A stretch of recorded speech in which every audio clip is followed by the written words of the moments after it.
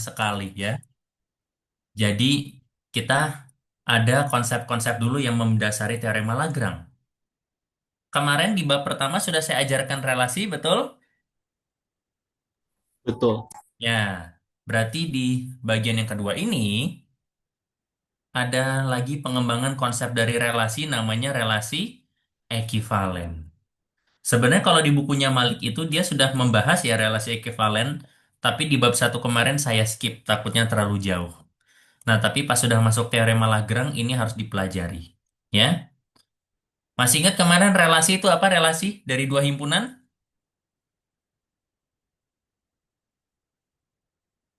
Apa arti relasi dari A ke B? Harus biasa mengingat definisi ya. Apa coba arti relasi dari A ke B? Dari himpunan A ke himpunan B.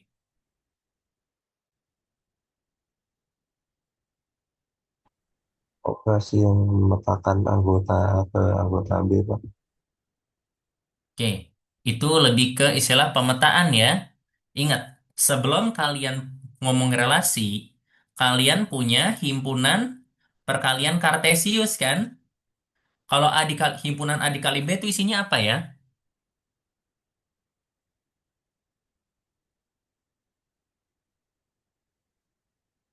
Kemarin himpunan A kali B isinya apa? Himpunan A kali B. B. Gimana? Perkalian himpunan isinya berarti kayak gimana? Jadi kita kalau udah belajar jauh itu konsep depannya kalian harus inget-inget ya. Ayo, himpunan A kali B isinya apa?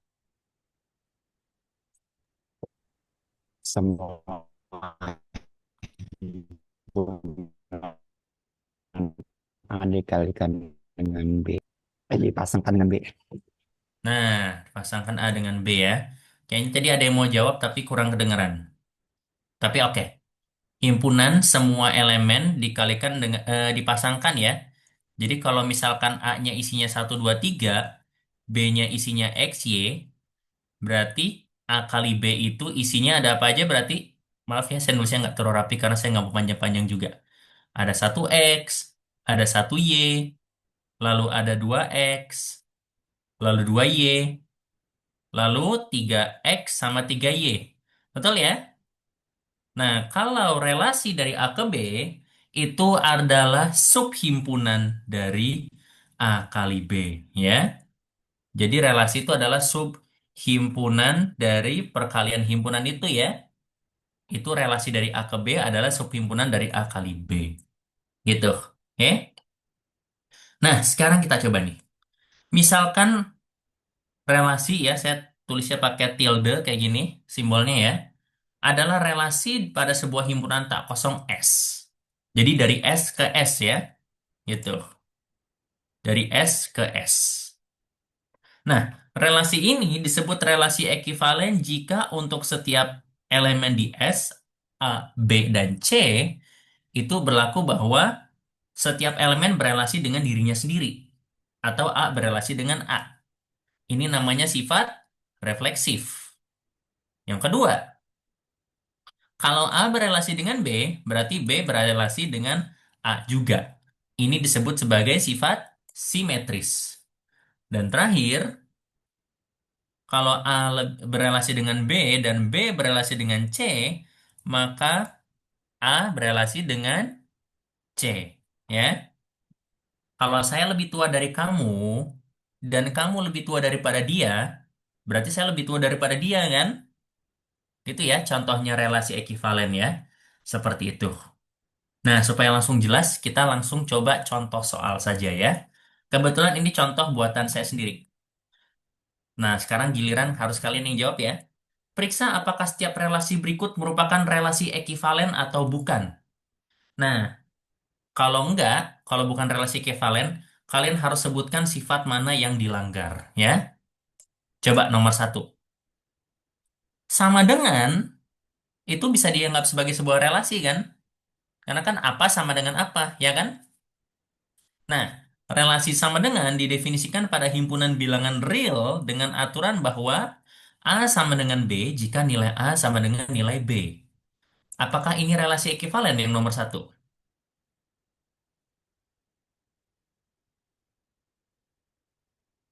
Ayo, saya butuh satu orang untuk menjawab.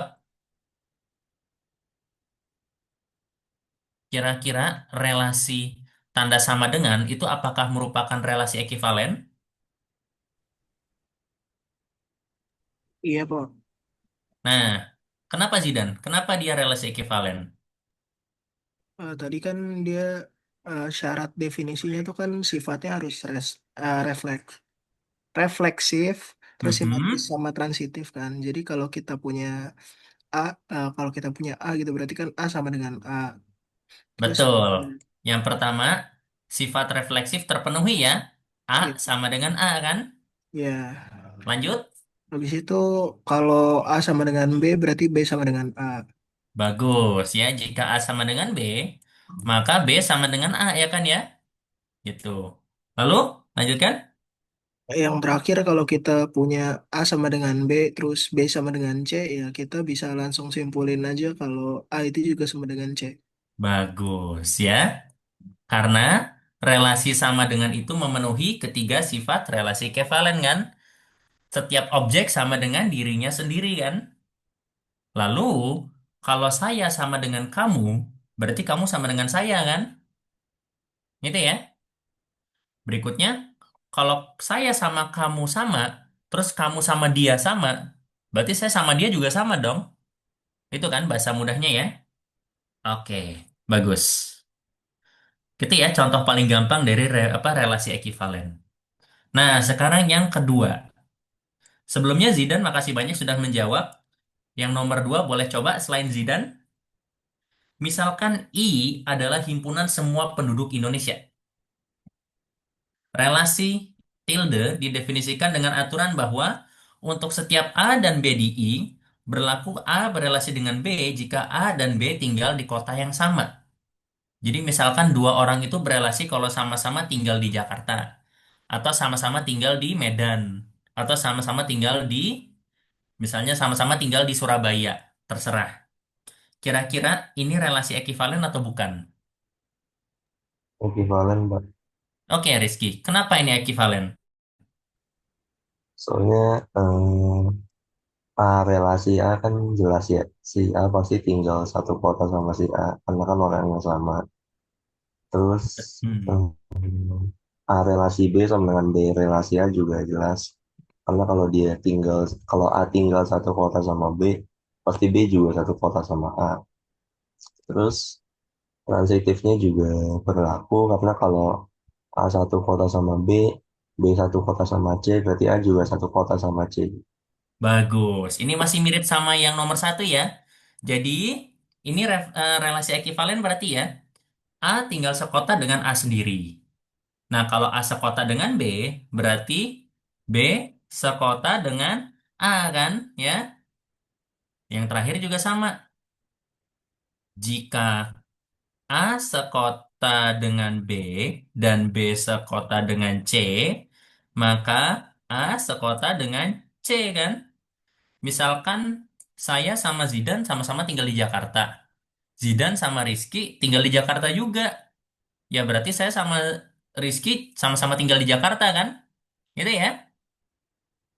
Oke. Sip. Gitu ya. Jadi ini adalah relasi ekivalen ya yang nomor dua ya. Gitu. Nah sekarang yang nomor tiga nih menarik. Nah, misalkan M adalah himpunan semua mahasiswa di kelas Anda atau seangkatan kalian terserah.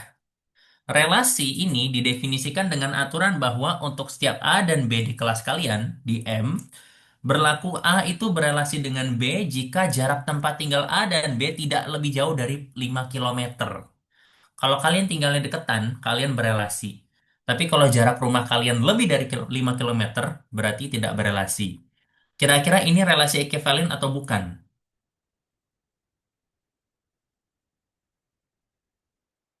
Silahkan dipikirkan. Bolehlah saya kasih semenit buat mikir. Kira-kira nomor tiga itu relasi ekivalen atau bukan? Tadi nomor satu iya, Bukan, nomor dua iya, nomor tiga relasi ekivalen bukan? bukan, Pak. Oke Rizky, kamu bilang ini bukan relasi ekivalen. Kalau begitu, kamu sebutkan satu sifat yang dilanggar. Yang mana yang dilanggar? Sifat transitifnya nggak memenuhi, Pak.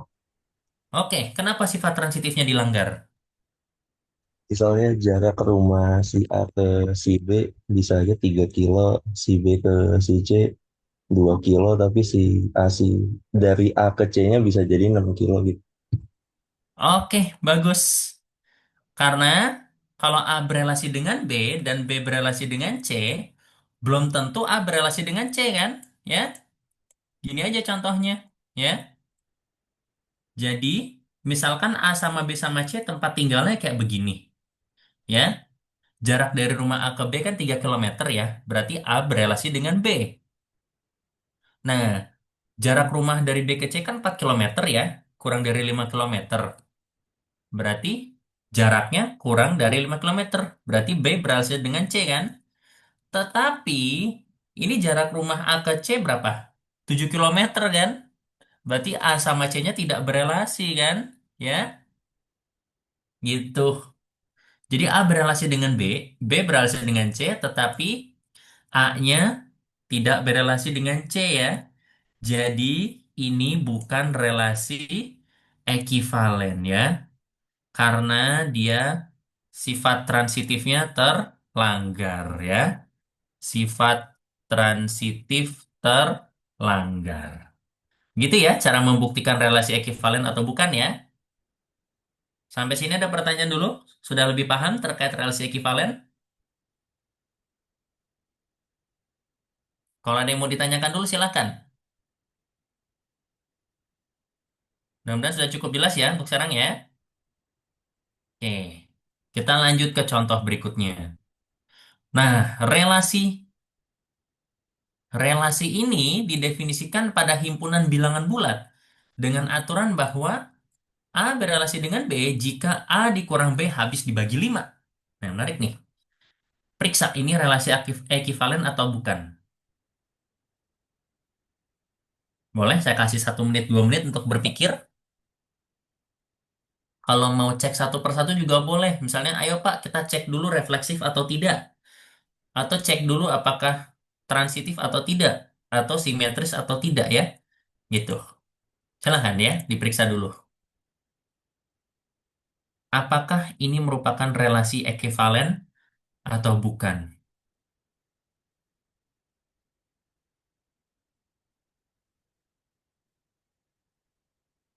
Berarti meskipun ini luring, saya harap kalian di sana pada pegang kertas sama pulpen ya. Jadi kalian kalau sambil mempelajari aljabar abstrak itu mesti rajin coret-coret juga ya. Gitu.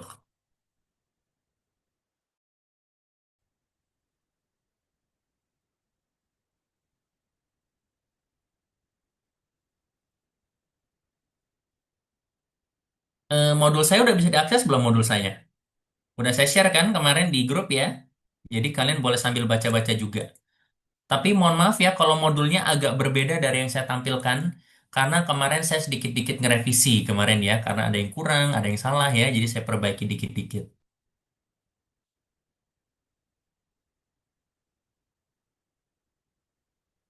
Gimana? Ada yang sudah menemukan? Apakah nomor 4 ini relasi ekivalen atau bukan?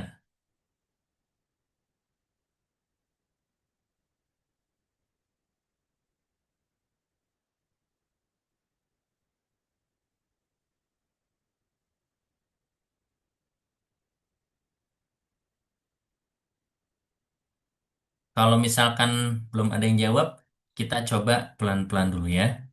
Kira-kira ini refleksif atau tidak? Iya, Refleksif, Pak. Pak. Ada yang bilang iya, ada yang bilang enggak. Kalau yang iya, kenapa? Yang enggak, kenapa? Silahkan. Yang iya dulu. Kenapa refleksif? Soalnya kalau relasi A sama A kan berarti A dikurang A itu kan nol. Nol bisa dibagi 5, Pak. Oke, betul ya. Berarti dia refleksif ya. A itu berelasi dengan A karena karena sorry ya, saya pakai teks aja kalau kepanjangan. Karena A dikurang A itu sama dengan nol. Habis dibagi 5 kan ya? Betul. Nah, berikutnya, apakah simetris?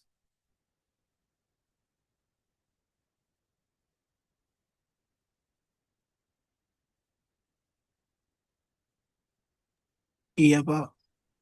Kenapa simetris?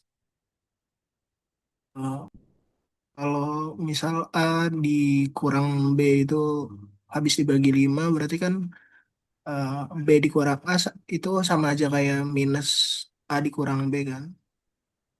Jadi itu pasti habis dibagi 5 juga. Oke, bagus. Betul ya. Kalau A berelasi dengan B, berarti kan artinya A dikurang B-nya habis dibagi 5. Kalian harus periksa kan apakah B berelasi dengan A juga kan? Nah, jadi, tapi yang Zidan bilang tadi benar ya, karena negatifnya ya. Tetapi B dikurang A itu sama dengan negatif dari A dikurang B, itu kan? Juga habis dibagi 5 sehingga berlaku juga berlaku juga B berelasi dengan A ya gitu. Jadi intinya kalau A dikurang B itu habis dibagi 5 berarti B min A-nya juga habis dibagi 5 kan, negatifnya kan ya gitu. Nah terakhir, kira-kira transitif atau tidak? Iya, Pak. Sensitif, Pak. Kenapa transitif? Karena kalau Amin B habis dibagi 5 kan berarti eh, dari definisi pembagian Amin B sama dengan 5K1 misalnya. Terus B B min B min C habis dibagi 5 berarti B min C sama dengan 5K2.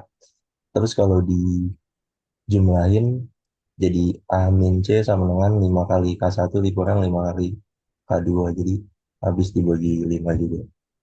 Oke, bagus ya. Dan kamu pakai penulisannya juga lebih rapi ya, lebih formal. Betul. Kalau saya sih maunya ngomongin gampang aja ya. Kalau A dikurang B sama B dikurang C itu habis dibagi 5, berarti A min C itu kan sama dengan A dikurang B ditambah B dikurang C ya kan? Nah, dua-duanya habis dibagi 5. Jumlah dari dua bilangan yang habis dibagi 5 pasti juga habis dibagi 5 kan? Ya, gitu. Berarti A dikurang C juga habis dibagi 5 dan berarti A berelasi dengan C ya, transitif. Tapi saya suka cara kamu tadi. Misalkan kayak gini ya, kalau A dikurang B itu habis dibagi 5, berarti A dikurang B itu sama dengan 5M kan? Dan B dikurang C itu sama dengan 5N kan? Untuk suatu, nah, saya panjangin. Untuk suatu bilangan bulat M dan N. Akibatnya, A dikurang B kalau ditambah dengan B kurang C. Ini saya ngetik dan nulis dengan font segini kebaca sama kalian? Baca, Pak. Baca yang mana ya? Kebaca, Pak. Soalnya saya fontnya tadi kan 24, agak terlalu makan tempat, jadi saya harus hemat ya, maaf. A kurang B ditambah B kurang C berarti kan sama dengan A dikurang C. Sama dengan 5M ditambah 5N, ya. Dan ini setara dengan, sorry saya ke bawah aja. Nah, berarti A dikurang C itu sama dengan 5 dikali M tambah N ya, kelipatan 5. Berarti oleh karena itu A dikurang C juga habis dibagi 5 sehingga A berelasi dengan C ya. Gitu. A berelasi dengan B dan B berelasi dengan C mengakibatkan A berelasi dengan C. Gitu. Berarti dia merupakan, sorry. Berarti dia merupakan relasi ekivalen ya. Terbukti bahwa ini merupakan relasi ekivalen ya. Mungkin di sini kalian banyaknya bilangnya kayak dash tapi kayak bergelombang gitu ya. Kalau tidak salah tuh di bahasa Inggris namanya tilde namanya ya. Relasi tilde ya, nama simbolnya itu merupakan relasi ekivalen. Udah paham yang nomor 4? Paham ya? Gitu. Lagi-lagi saya ingatkan ke kalian ya. Pokoknya kalian kalau membuktikan sifat apapun di teori di aljabar, termasuk aljabar abstrak, itu selalu stick sama definisinya. Itu cara paling gampang untuk memunculkan ide ya, gitu. Oke, jangan saya hapus dulu ya, saya biarin aja. Berarti nomor 4 betul ya, relasi ekivalen ya. Nah, satu lagi, yang nomor 5. Relasi ini didefinisikan. dengan aturan bahwa A lebih kecil dari sama dengan B. Kira-kira ini relasi ekivalen atau bukan? Kalau iya, kalian buktikan. Kalau tidak, jelaskan kenapa. Saya udah lihat beberapa di antara kalian digeleng kepala ya. Kayaknya udah yakin ini pasti bukan relasi ekivalen. Barangkali ada yang mau menjelaskan kenapa kalau bukan? Sifat mana yang dilanggar? Kalau menurut saya sih ekivalen, Pak. Kenapa ekivalen, Yusuf? Karena memenuhi ketiga syaratnya. Kalau yang syarat refleksi, itu kan A berelasi dengan A, berarti kan kalau kedua ruasnya kita kurangin dengan A, jadinya kan eh, A kurang dari sama dengan nol. Itu kan kalau misalnya A-nya dikurang juga, dia jadi nol sama dengan, kurang dari sama dengan nol. Oke. Sebenarnya kalau mau gampang, Yusuf gini kan. A itu pasti lebih kecil dari atau sama dengan A kan? Berarti refleksif. Ya, Nah, sekarang kalau yang simetris gimana simetris?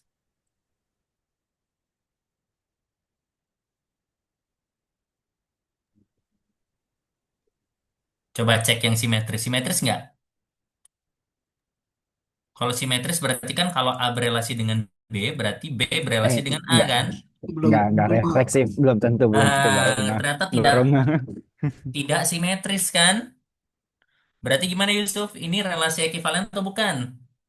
Enggak, baru nggak. Oke ya. Soalnya tadi pas kamu jawab teman-temanmu saya lihat udah pada geleng-geleng kepala ya, udah nggak setuju ya bahwa enggak ini bukan relasi ekivalen.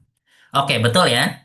Jadi ini bukan relasi ekivalen karena sifat simetris dilanggar. Ya, oke. Ini saya silang ya. Ini bukan relasi ekivalen. Ya, kenapa bisa? Karena tadi jika jika A itu lebih kecil dari B atau sama dengan B, belum tentu atau tidak selalu B itu lebih besar sama dengan A ya kan ya? Gitu. Oke? Bahkan lebih seringnya tidak tidak lebih besar dari A kan ya? Gitu. Oke? Oke, berarti untuk relasi ekivalen sudah paham ya, dasarnya seperti itu ya. Oke? Nah, sekarang kita akan lanjut ke satu teorema. Nah, menarik nih. Misalkan N adalah bilangan asli dengan yang nilainya lebih besar atau sama dengan 2 ya. Relasi ini, buat yang pernah ikut Olimpiade, pernah lihat simbol ini?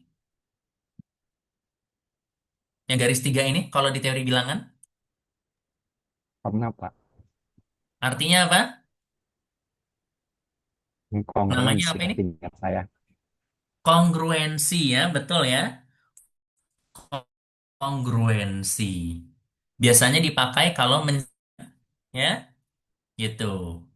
Nah, ini relasi yang didefinisikan dengan pada bilangan bulat dengan aturan bahwa A itu kongruen dengan B modulo N apabila A dikurang B habis dibagi N kan ya.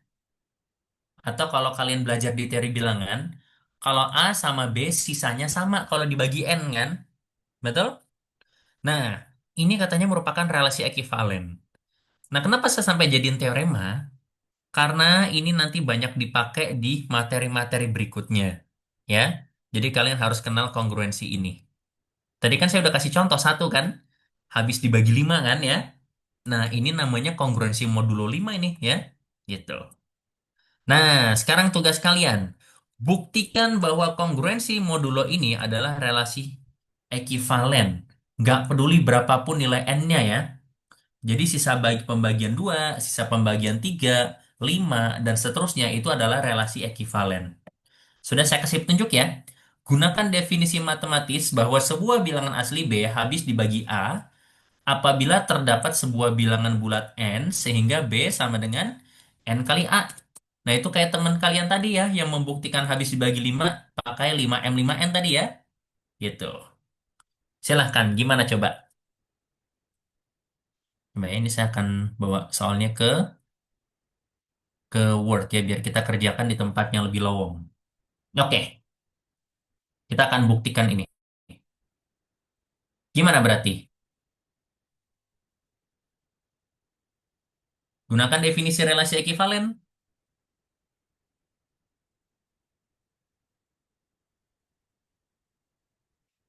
Kenapa relasi kongruensi itu adalah relasi ekivalen? Ntar mungkin biar kalian ingat saya bawa juga ininya. Mana tadi? Sorry. Iya, tuh. Nih, saya bawa soalnya ya. Tuh, relasinya seperti itu bisa nggak dibawa ke... Nah, tuh ya. Buktikan bahwa relasi kongruensi ini adalah relasi ekivalen. Sifat apa dulu yang dibuktikan?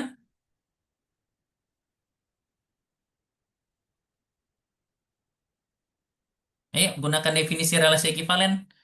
Sifat apa dulu yang dibuktikan pertama? Sifat Refleksif dulu reflektif. kan? Berarti kalau refleksif seperti apa refleksif?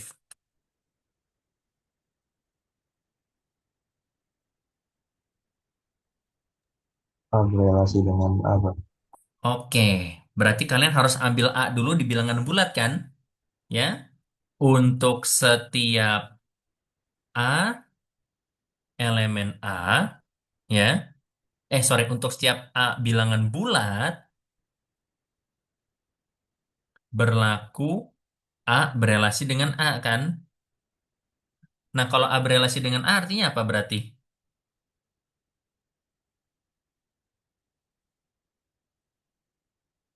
Kan relasinya di sini modulo.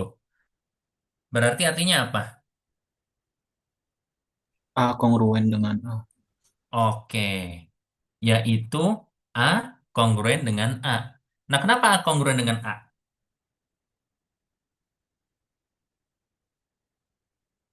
Oh ya, saya tulis ya. Misalkan N adalah bilangan bulat, sebarang bilangan bulat dengan N-nya lebih besar sama dengan 2. Gitu ya. Oke, kenapa A kongruen dengan A? Karena A kurang A habis dibagi N. Betul, karena A dikurang A kan sama dengan 0 ya. Dan 0 habis dibagi N ya. Betul. Berarti terbukti dia refleksif ya. Sekarang kalau simetris gimana simetris?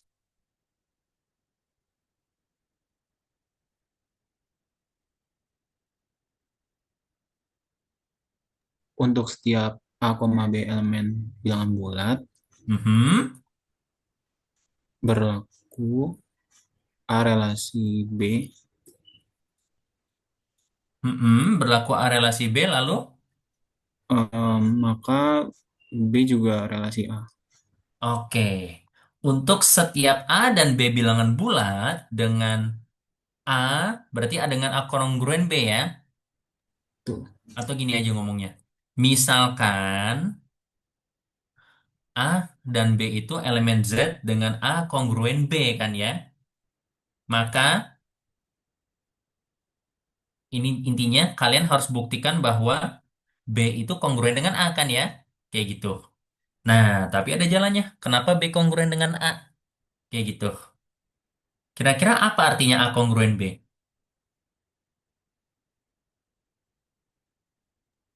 Angin B habis dibagi N. Betul. Maka A dikurang B sama dengan... Nah, kalau habis dibagi N itu artinya apa berarti kalau pakai bahasa matematika? N dikali K1. N dikali sesuatu ya. Maka A dikurang B sama dengan K kali N untuk suatu bilangan bulat K kan ya? Atau untuk suatu K elemen Z.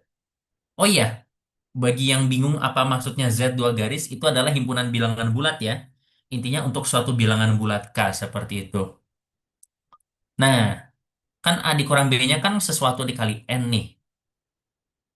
Terus, kenapa kok B berelasi dengan A? Karena B min A-nya sama dengan negatif KN. Betul ya. Maka A dikurang B kan sama dengan KN untuk satu K kali Z. Sehingga B dikurang A sama dengan negatif K dikali N kan ya. Ya gitu. Terus gimana nih?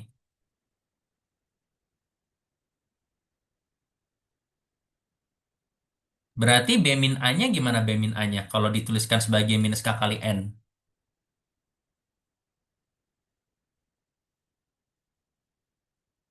Tadi K-nya bilangan bulat kan? K-nya kan? K bilangan bulat. Berarti negatif K bilangan bulat juga bukan? Iya, Pak. Iya, Iya, Bulat kan? Pak. Berarti B min A itu sama dengan bilangan bulat dikali N juga kan? Berarti karena minus K itu juga bilangan bulat, maka berarti B min A juga habis dibagi N kan? Betul? Betul. Iya, Pak. betul, Kak. B min A juga habis dibagi N. Sehingga B itu kongruen dengan A kan ya? Seperti itu sifat simetrisnya ya. Oke, berarti terakhir sifat apa terakhir? Transitif. Transitif ya. Kalau transitif berarti gimana membuktikannya?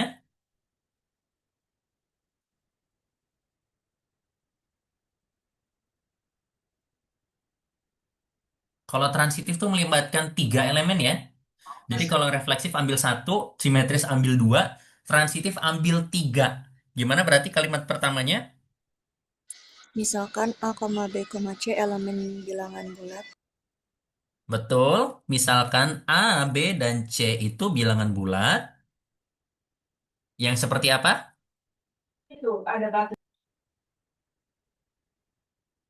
Dengan apa? A kongruen B Kongruen B. dan B kongruen C, Pak. Oke, dengan A kongruen B dan B-nya juga kongruen dengan C kan ya? Apa artinya berarti?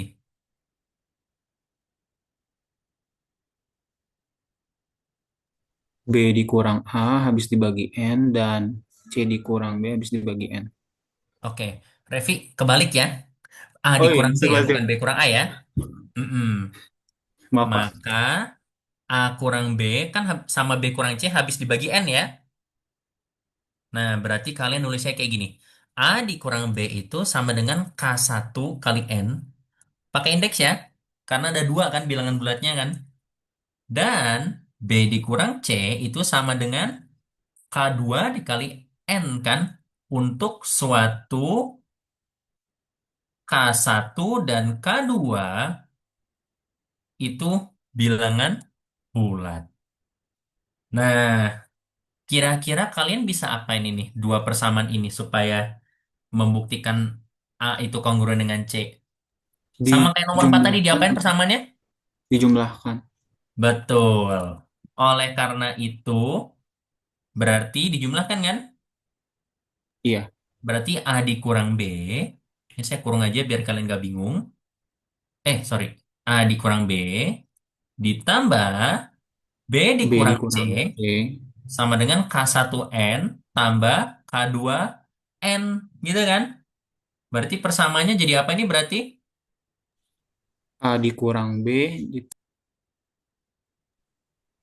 A dikurang A C. dikurang B, iya, A kurang C sama dengan N dikali buka kurung K1 tambah K2.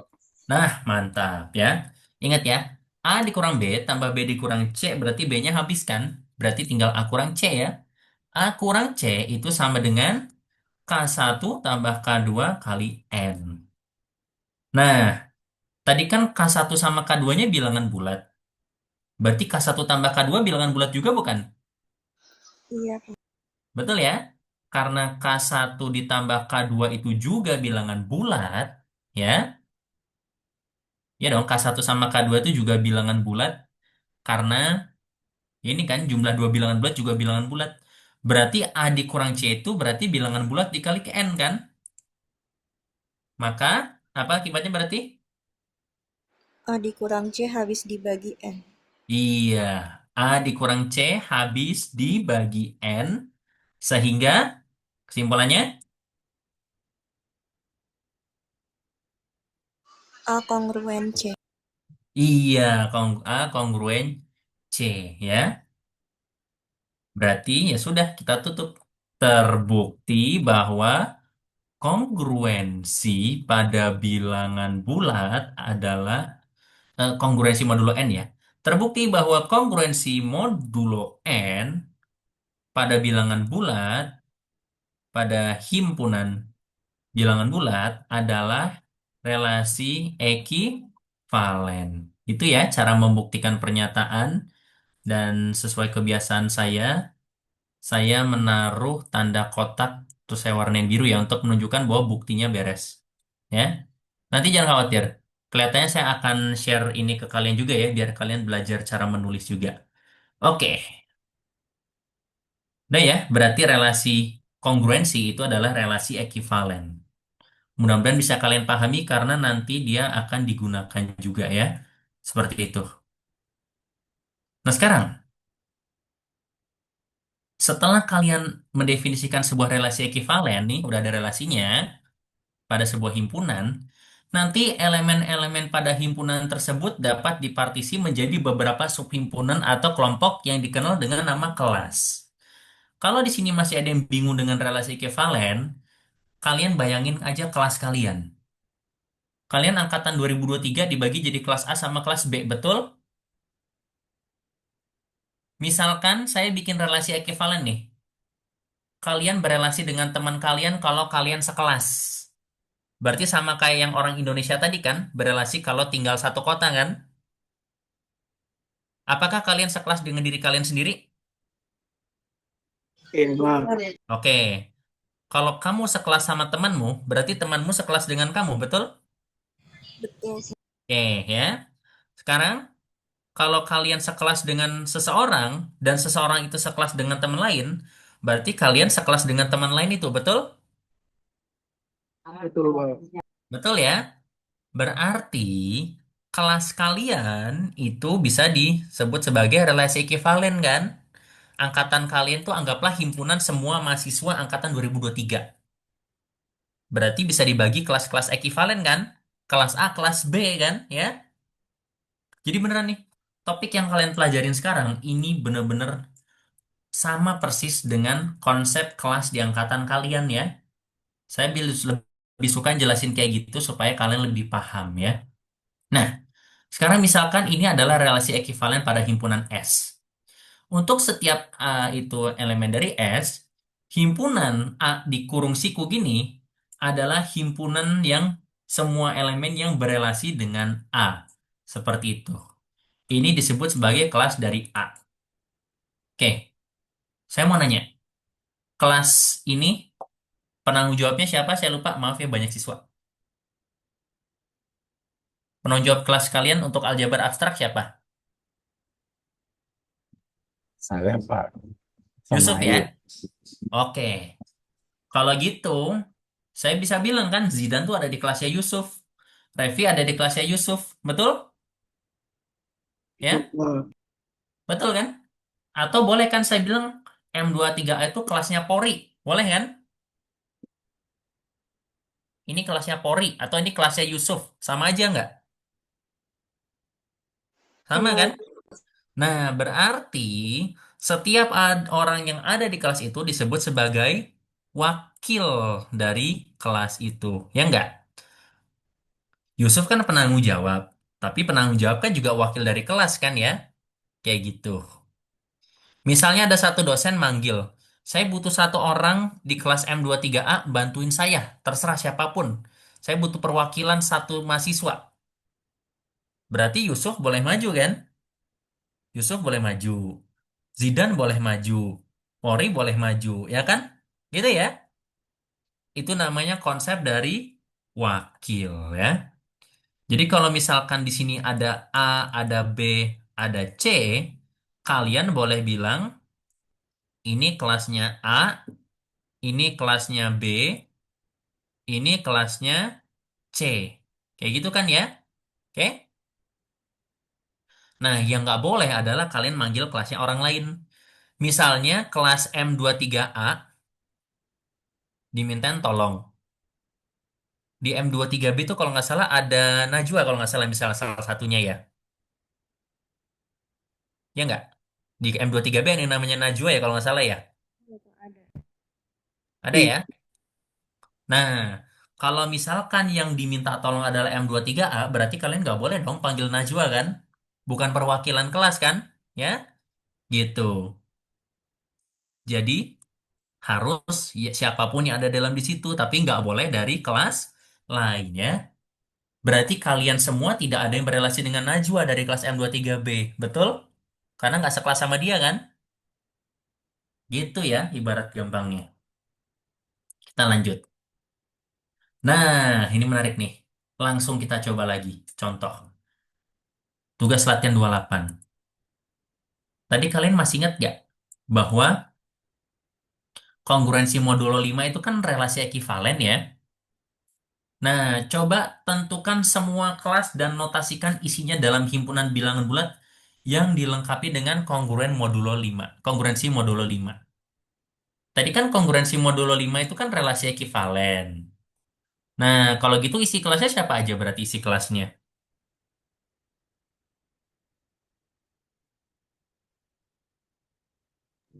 Kalau kalian bingung cara nulisnya, bentar, saya bantu dulu ya. Kalian kalau disuruh bikin kelas, ya, caranya gini. Kalian ambil satu bilangan deh di himpunan bilangan bulat. Misalnya berapa?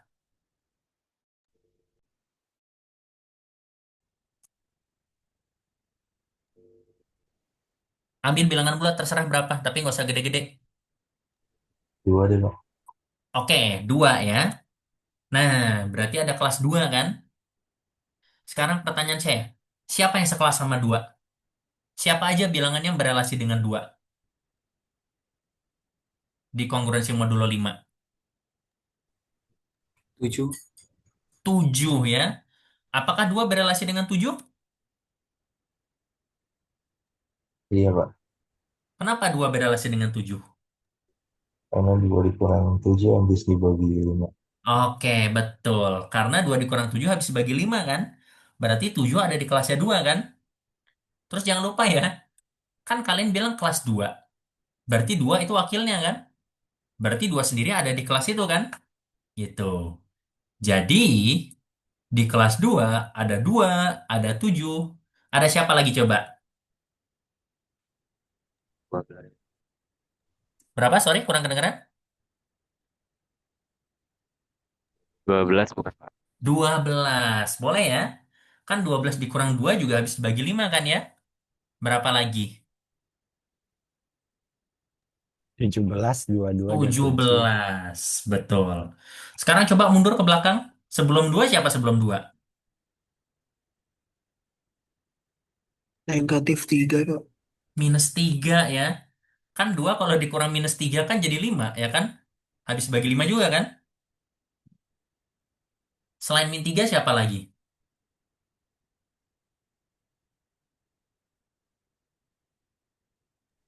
Minus 8. -8 ya. Siapa lagi? Minus Terus 13. 13. -13. Oke, cukup ya untuk contoh yang kelas ini ya. Jadi isinya kelas 2 itu adalah semua bilangan yang saling berelasi ya. -13, -8, -3, seterusnya ya. Gitu. Ini semuanya sekelas karena selisihnya itu selalu habis dibagi 5. Atau kalau pakai bahasa teori bilangan, semua bilangan ini kalau dibagi 5 sisanya 2. Betul? Dulu, Makanya Pak. masuk kelas 2 kan? Gitu ya. Ini boleh nggak saya tulis kelas 7?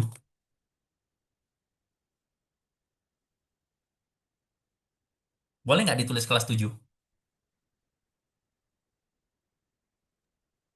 Bisa, Pak. Ya boleh kan? Kan konsepnya kayak tadi, saya minta perwakilan atau minta tolong di kelas ini kan? Siapapun boleh maju kan? Saya kalau minta tolong sama mahasiswa M23A, berarti kalian boleh majuin Rahman, boleh majuin Yusuf, atau Zidan, terserah kalian kan? Asal jangan majuin Najwa yang dari kelas M23B ya, karena dia bukan wakil kelas kalian. Gitu. Ya, ini juga mau dinamain kelas -3 juga boleh kan? Itu ya. Nah, sekarang kalian bisa sebutkan nggak contoh kelas lain selain kelas 2?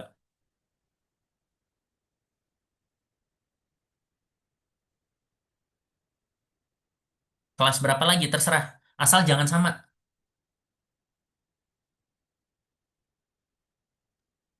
Kelas dua berapa lagi belas nih? Berapa?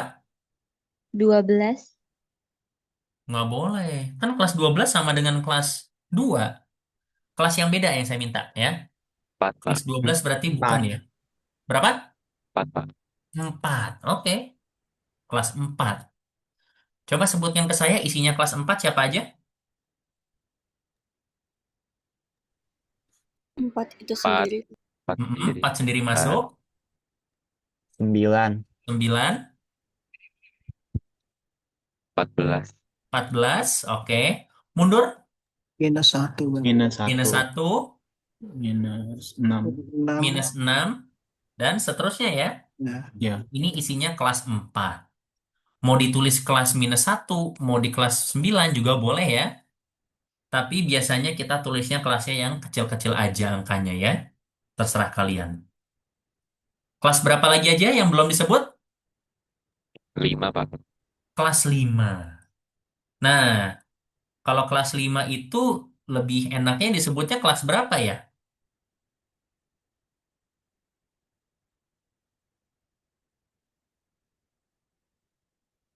Atau kalau misalnya masih bingung, tulis aja deh isinya kelas 5 berapa aja isinya. 5, Mhm. 0. 0, 0, nah jangan lupa 0 itu penting ya. 0, 5, 10, 10, 15, dan seterusnya ya. Kalau mundur? -5, -10. Iya. Isinya -10, -5. Isinya bilangan kelipatan 5, betul? Betul, Pak. Iya. Ini saya tulis aja sebagai kelas 0 berarti ya.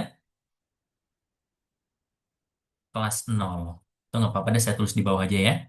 1, 2, 3, 4, 5 berarti kan ya. Nah, kelas berapa lagi yang belum ada?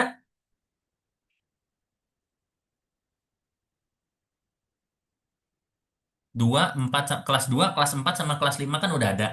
Kelas berapa lagi nih ayo yang belum?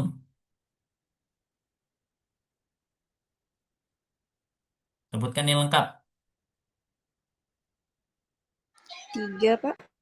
Kelas 3 ya. Gampang aja logikanya kan. 2, 3, 4, 5 ya.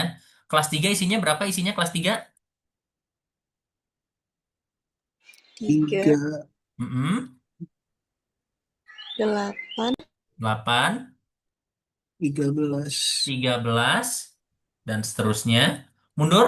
-2, -2, -7, -7.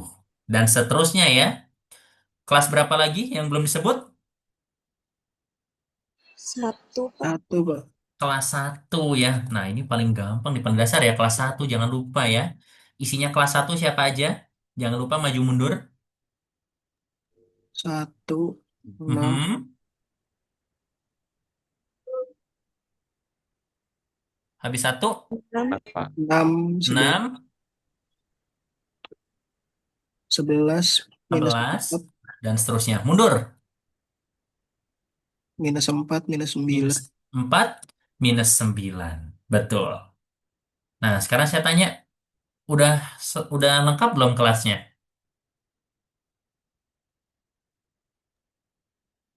Udah masuk semua belum bilangannya? Atau ada kelas lain yang belum disebut? Udah, Pak. Sudah ya. Berarti ada berapa kelas? 5, Pak. Betul. Jadi kongruensi modulo N itu selalu membagi bilangan bulat menjadi N kelas ya. Begitu. Ntar saya setting tab dulu ya. Kongruensi modulo 5 mempartisi himpunan bilangan berbulat menjadi 5 kelas ya. Kayak gitu. Kenapa saya ngomongnya partisi? Partisi itu kan artinya membagi ya. Tapi membaginya tidak sembarangan. Dia tuh membagi sehingga tidak ada yang beririsan dan kalau digabungkan jadi lengkap. Betul? Ada nggak bilangan yang masuk ke dua kelas yang beda?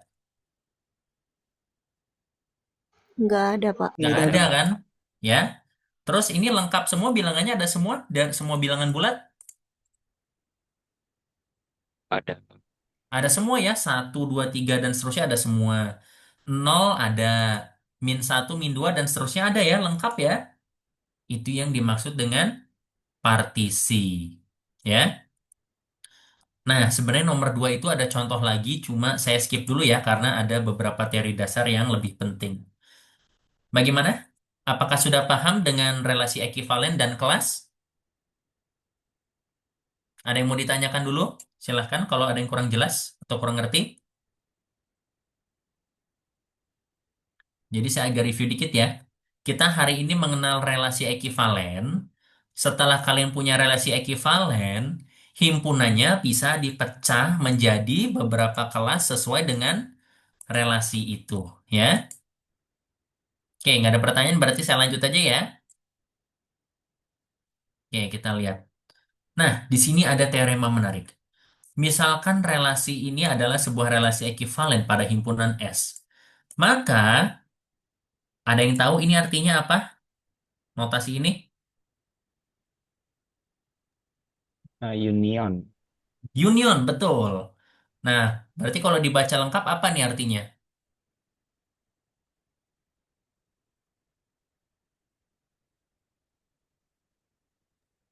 Gabungan semua kelas di S hasilnya S itu sendiri, Pak. Betul. Kalau semua kelas digabungkan, itu jadi himpunan itu sendiri kan, ya?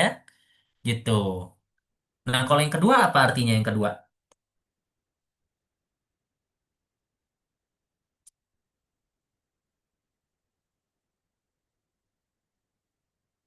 Untuk setiap A dan B di S dengan A tidak berrelasi dengan B, sedemikian rupa sehingga kelas A itu tidak sama dengan kelas B, maka irisan antara kelas A dan kelas B itu himpunan kosong. Apa artinya maksudnya? Eh, semua anggota dari kelas A dan B itu beda, Pak. Sorry, sorry. Betul ya. Tidak ada yang masuk, tidak ada elemen yang masuk di dua kelas berbeda. Jadi bahasanya gini ya, dengan kata lain, semua kelas dari sebuah himpunan yang dilengkapi dengan relasi ekivalen itu membentuk partisi, yaitu mereka semuanya saling lepas, tidak punya irisan, dan gabungannya sama dengan himpunan tersebut. Nah, bayangin aja nih, kalian tuh kan angkatan 2023 ya. Nah, kalau semua mahasiswa dari angkatan kalian, berarti kelas A sama kelas B digabungkan, berarti semuanya jadi lengkap kan bentuk jadi angkatan 2023, betul nggak? Kelas 2023A sama 2023B kalau saya gabungkan, berarti jadi angkatan 2023 nggak? Lengkap nggak? Iya, Iya, Pak. Lengkap. Nah, yang kedua, tidak ada mahasiswa yang masuk ke dalam dua kelas sekaligus. Betul nggak? betul, Pak. Itu ya, cara paling gampang untuk memahami maksud dari relasi ekivalen ya. Gitu. Jadi himpunan itu benar-benar dipecah jadi kelas-kelas ya. Setiap anggota tuh masuk ke kelas masing-masing. Berarti kalau di Zoom itu berarti semuanya masuk ke breakout room kan? Dan tidak ada satu orang yang bisa masuk ke dua breakout room sekaligus. Gitu ya konsepnya ya.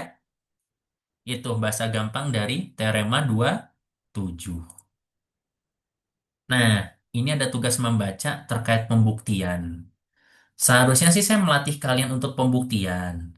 Tapi saya lihat waktu dulu ya. Kalau waktunya memang nggak cukup, saya akan coba bahas dulu. Nanti silahkan ini dijadikan latihan ya. Oke, untuk membuktikan ini. Nah, tapi kalau saya bilang tugas membaca, berarti sudah ada di buku ya, tinggal kalian baca ulang dan kalian pahami ya. Tuh, di subbab 24 halaman 59 pembuktian teorema 27. 27-nya ngikut 27 yang ini ya, bukan 27 di buku. Oke, kita lanjut dulu ya. Nah, berarti setelah kalian paham konsep kelas, berarti udah lengkap kan kita bahas sifat-sifat relasi ekivalen kan? Sehingga kita dapat kembali fokus ke pembahasan teori grup. Jadi sorry ya, tadi kita agak agak out sebentar ya, fokus membahas relasi ekivalen. Sekarang kita kembali ke konsep grup. Nah, relasi berikut adalah relasi yang sangat penting dalam sebarang grup. Nah, jadi kalau kalian punya sebarang grup, kalian bisa bikin relasi yang ekivalen. Nggak peduli bagaimanapun grup itu. Ya, kalau nggak salah ini namanya relasi kontingensi atau relasi apa gitu kalau saya lupa. eh bukan kontingensi atau apa gitu ya. Saya lupa tuliskan ke kalian namanya apa. Coba ya. Ya, sip. Relasi 24. Coba ada nggak ya? Oh, konjugasi namanya ya. Nih, kalau di buku kalian bisa lihat di halaman 58 ya. Seperti ini. Eh, enggak deh, bukan deh. Sorry, maaf. Itu beda. Itu namanya konjugasi. Ada nggak namanya? Oh, nggak ada namanya. Oke deh, maaf. Saya salah baca. Ya dah, kita lanjut aja ya. Oke, bentar. Nih, misalkan G yang dilengkapi dengan operasi bintang itu adalah sebuah grup. Dan H bintang adalah sebuah subgrup. Jadi kalian kalau punya grup pasti punya subgrup kan? Gitu. Nah, relasi tilde ini yang didefinisikan pada himpunan G dengan aturan bahwa untuk setiap A dan B di dalam G berlaku bahwa A berelasi dengan B jika A dioperasikan dengan B inverse itu ada di H ya. Ini adalah relasi ekivalen. Buktinya ada di buku, tapi kalau kalian mau baca silahkan baca sendiri. Saya akan langsung buktikan ya. Nah, ini sekarang kita akan buktikan ini sebagai latihan kalian. Kita coba ya. Nah, jadi kalian sudah diberikan relasi ini. Kalian harus buktikan ini adalah relasi ekivalen. Ingat, kalau kalian disuruh membuktikan relasi ekivalen, kalian gunakan prinsip yang sama. Sifat apa dulu yang dibuktikan? Refleksif. Refleksif. Refleksif, betul. Sifat refleksif. Gimana berarti sifat refleksif?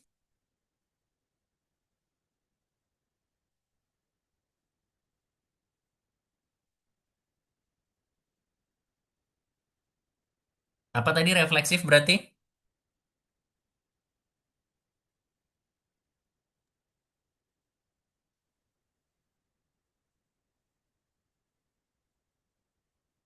Apa arti sifat refleksif? Eh, A berrelasi dengan dirinya sendiri. Betul ya. Berelasi dengan dirinya sendiri ya. Jadi, kalian sebut dulu. Untuk setiap A, jadi untuk setiap elemen A yang ada di G, ya, kan ambilnya kan dari G ya, karena relasinya didefinisikan pada G, ya. Jadi ambilnya di G. Untuk setiap A elemen G, berlaku A berelasi dengan A ya. Ini sifat refleksif. Nah, kenapa dia refleksif?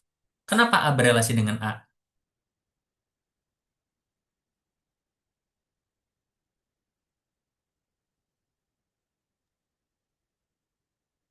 Karena si kalau kita operasiin A sama inverse dari A itu kan nantinya juga ada di subgrup A, Bang. Oke, karena tadi kan ini A itu berelasi dengan B apabila A dioperasikan dengan B inverse itu ada di H kan? Nah, kalau A berelasi dengan A itu berarti kan A dioperasikan dengan A inverse kan? Iya, A Bang. kalau dioperasikan dengan A inverse jadi apa berarti? Identitas. Itu, Bang. Jadi E kan jadi identitas ya. Nah, kalau semua subgrup itu harus memuat identitas kan? Iya, Ya. Bang. Berarti identitas ini juga pasti ada di H ya. Betul. Oke, sekarang gimana cara membuktikan sifat berikutnya? Apa sifat berikutnya? Simetris. Oke, sifat simetris. Sifat simetris kayak gimana sifat simetris? Kalau A berrelasi dengan B, B-nya juga berrelasi dengan A. Oke, berarti kalian ambil dulu A sama B kan? Misalkan A dan B itu ada di G, sehingga A berelasi dengan B. Yaitu, apa artinya A berelasi dengan B? A bintang B inverse, Pak. Oke, A bintang B inverse itu ada di H kan ya? Ya gitu. Nah, kalau kalian bingung di sini harus ngapain, kalian disuruh buktiin apa tadi? B berelasi dengan A kan ya? Artinya B berelasi dengan A itu apa? Artinya A berelasi dengan A. B bintang A inverse, Pak. Betul. B bintang A inverse-nya kenapa? Ada di H. Ada di H. Oke. Nah, gimana caranya kalian membuktikan B bintang A inverse itu ada di H? Oh, menarik nih. A Saya tadi. bintang B inverse sama dengan identitas sama dengan B bintang A inverse, Pak. Oke. Caranya ini diinverse kan ya, Rizky ya? Betul? Ya? Iya, Pak. Oke. Nah, kalau saya cara nulisnya gini biar elegan ya. Kan A bintang B inverse itu kan ada di H. Berarti artinya A bintang B inverse itu sama dengan H kecil ya, untuk suatu H di H. Ya kan ya? H di H besar. Ya enggak? Jadi kan A bintang B inverse itu kan sama dengan ada di dalam H besar. Berarti A bintang B inverse itu sama dengan H kecil kan? Pokoknya nggak tahu elemen apa di H ya kan ya? Kayak gitu. Nah, karena H besar adalah subgroup, maka H elemen H mengakibatkan kemarin kalau kita punya grup ataupun subgroup, berarti kalau ada elemen di dalam subgroup, berarti inverse-nya juga ada di subgroup kan ya? Mengakibatkan H inverse itu ada di H juga kan? Padahal, nah, H inverse sama dengan apa H inverse?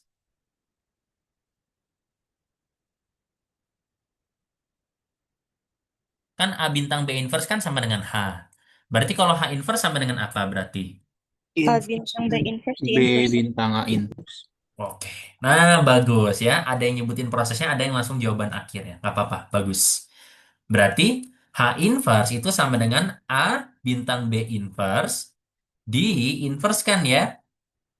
Kalau kalian masih ada yang ingat dengan sifat inverse yang pernah saya ajarkan di minggu lalu, ini berarti nanti sama dengan B inverse diinverskan bintang A inverse. Betul? Betul. Betul. Ini berarti sama dengan B bintang A inverse kan ya? Ya sudah deh. Berarti H inverse sama dengan B bintang A inverse. Ada di H besar berarti kan? Oleh karena itu, B bintang A inverse itu ada di H, sehingga B berelasi dengan A kan ya? Gitu. Makin di sini makin mumet kayaknya ya, udah main-main huruf macam-macam ya. Gitu. Makanya memang kalian harus biasa baca yang banyak. Tapi kalian udah bisa memahami, udah bisa ngerangkai kata kayak gini, udah bagus ya.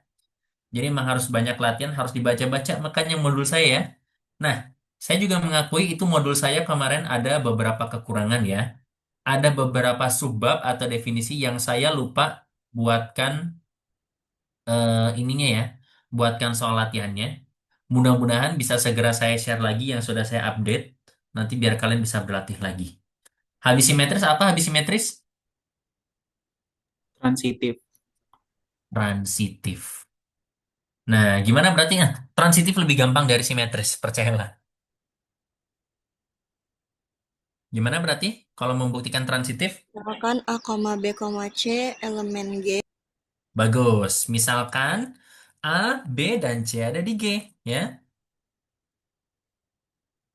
Salin aja yang kalimat simetris. Berarti gimana? Lanjutkan. sehingga Mhm. A relasi B Iya, A relasi B, betul. Premisnya transitif gimana? Selain A relasi dengan B. dan B relasi C Iya. Sehingga A relasi dengan B dan B berelasi dengan C, kan? Maka apa berarti kalau A berelasi dengan B dan B berelasi dengan C? A A berelasi dengan C. berelasi dengan C. Itu yang mau dibuktikan ya. Endingnya adalah A berelasi dengan C. Nah, sekarang kan kalian harus jelasin kan kenapa A berelasi dengan C kan? Oh, Nah, kalian maka start dulu dari sini. Apa artinya A berelasi dengan B? Dan apa artinya B berelasi dengan C? A bintang B inverse Iya, betul. A bintang B inverse gimana?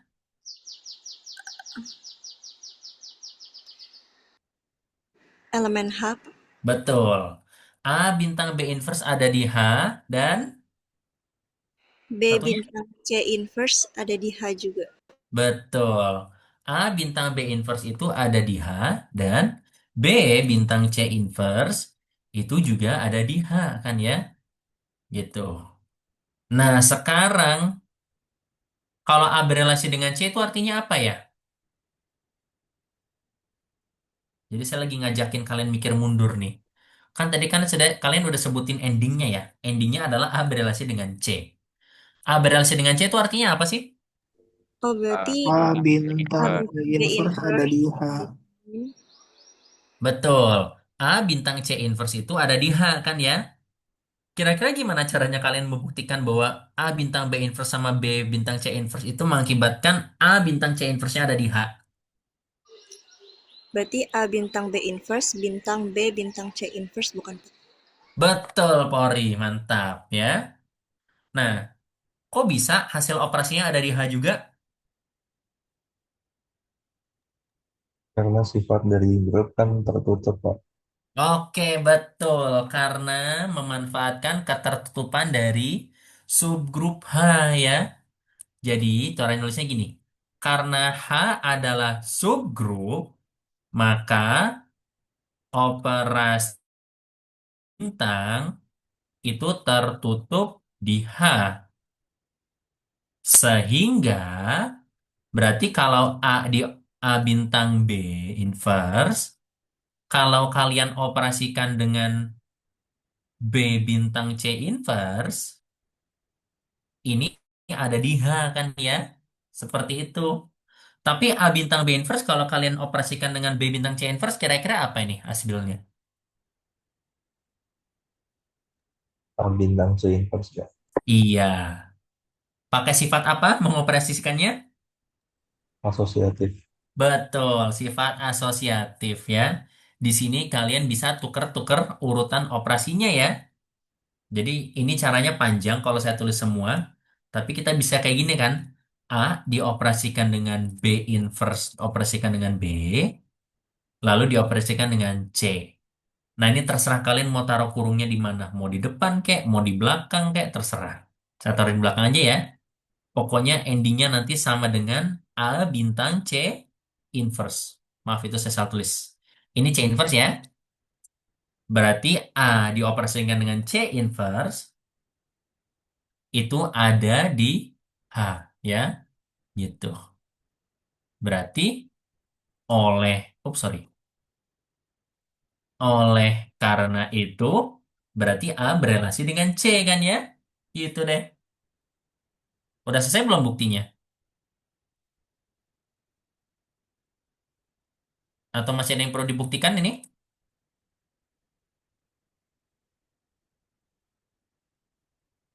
Kalian harus tahu ya kapan selesai atau belum ya. Ini udah selesai belum buktinya? Udah, Pak. Udah ya. Kan tiga sifatnya sudah terbukti ya. Di sini kalian membuktikan A berelasi dengan B dan B berelasi dengan C, mengakibatkan A berelasi dengan C kan? Ya udah, selesai ya. Terbukti bahwa tilde ini ya adalah relasi ekivalen pada grup G bintang dengan atau jangan pada grup ya, karena relasi itu kan pada himpunan ya. Gini aja, udah. Terbukti bahwa tilde itu adalah relasi ekivalen pada himpunan G, ya. Seperti itu. Nah, ini bertahap lagi nih. Sorry. Ini bertahap lagi nih nanti ya. Oh, sorry. Ini kenapa tabnya salah? Tar. Saya benerin dulu. Intinya kayak gitu ya. Sambil nunggu saya perbaikin, sampai sini ada yang mau ditanyakan dulu atau ada yang kurang jelas? Mudah-mudahan sudah jelas ya sejauh ini ya. Mungkin kalian hanya butuh waktu untuk membiasakan diri. Ini tab saya ternyata salah semua bentar. Ya, tuh. Wait, saya benerin dulu.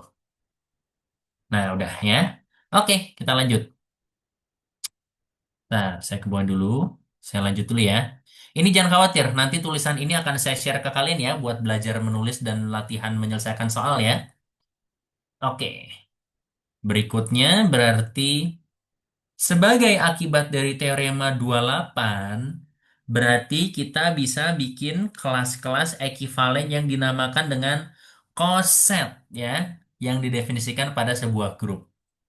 Masih ingat nggak tadi? Tadi selesai saya mengajarkan relasi ekivalen, kita bisa bikin kelas kan? Nah, kalau kalian sudah bikin kelas, itu nanti jadi kelas-kelas ekivalen kan? Nah, kalau di relasi ini pada grup, ini namanya, nama kelasnya adalah coset, ya. Seperti itu. Berikut definisinya. Misalkan G adalah sebuah grup ya, G bintang itu sebuah grup, dan H adalah sebuah subgrup. Jadi harus ada grup sama subgrupnya dulu. Misalkan juga G itu dilengkapi dengan relasi ekivalen yang definisinya sama kayak tadi ya. X bintang Y inverse itu ada di H. Nah, berarti sebuah kelas Y di G itu dapat didefinisikan dengan aturan seperti ini. Benar nggak? Sesuai dengan definisi awal. Kalau kalian bingung kenapa tiba-tiba kayak gini, harusnya saya bisa bikin, kita panjangin dulu ya. Coba kalian koreksi, benar atau enggak? Tadi definisinya kelas Y itu berarti kan himpunan semua elemen di G, sehingga X itu berelasi dengan Y. Betul nggak? Definisi kelas kayak gini bukan tadi?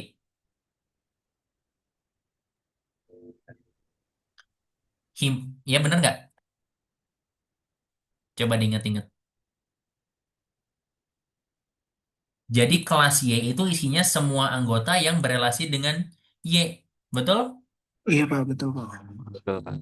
Jadi gini, kelasnya Zidan itu isinya semua mahasiswa yang sekelas sama Zidan. Betul nggak?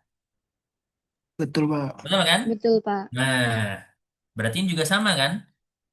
Kelas Y itu isinya semua elemen di G yang sekelas dengan X. Semua elemen X yang sekelas dengan Y kan? Kalau berelasi dengan Y kan? Gitu. Nah, syarat berelasinya apa tadi? Syaratnya adalah X bintang Y inverse harus ada di H kan ya? Begitu. Kemudian artinya kalau X di bintang Y inverse itu ada di H, berarti X bintang Y inverse itu sama dengan H untuk suatu H elemen H. Ya, kayak pembuktian yang kedua tadi ya, pembuktian simetris ya, gitu. Nah, sekarang coba kita cek. Kalau X bintang Y inverse sama dengan H, berarti X sama dengan H bintang Y bukan?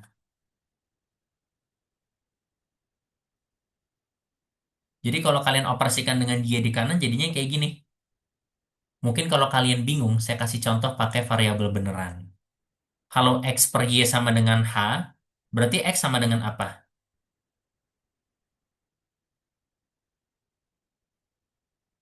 Ini bilangan nih, contoh bilangan. Kalian kalau disuruh nyelesain persamaan, kalau X dibagi dengan Y sama dengan H, berarti X sama dengan apa berarti? Y kali H. Iya. X sama dengan Y kali H atau H kali Y kan? Nah ini sama kan? Kalau X bintang Y inverse sama dengan H, berarti X sama dengan H bintang Y, betul? Benar ya?